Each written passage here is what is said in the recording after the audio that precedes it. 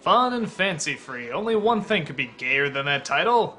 And there he is. Yeah, as I said before, I'm not a huge fan of Jiminy Cricket, but luckily he doesn't have that much to do in this. Just like the other films, there's no one story, but in this there's not really a bunch of them either. There's only two. And Jiminy Cricket, for whatever reason, hosts them.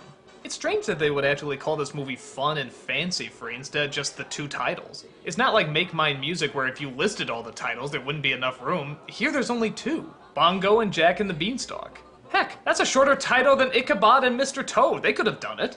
But heck with that, how do the stories hold up? Well, as the other Disney stories go, even for the short ones, it's nothing that special. They're okay though. The first one is called Bongo, and it's about a bear who used to work in the circus but escapes to live in the wild. He finds he doesn't quite fit in, but things change when he comes across a female bear.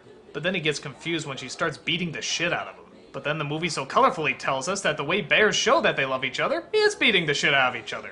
Makes sense to me. Yeah, even as a kid I thought that was a little weird, and I'm still not sure I buy it now, but it makes for a cute song. Every pigeon likes to coo when he says I love you, but a bear likes to say it with a slap. And that's the best way to describe the first short. Cute.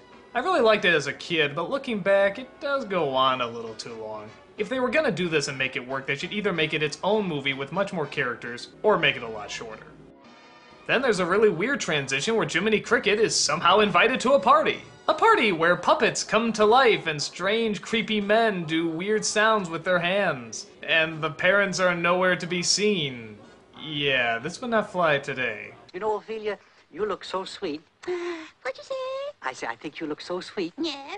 But that segues into Jack and the Beanstalk, the first appearance of Mickey Mouse in any movie since Fantasia. And believe it or not, the last time you'll ever hear Walt Disney do his voice. We also get Goofy and Donald into the mix, as it's pretty much just the straightforward story of Jack and the Beanstalk, not really any major differences.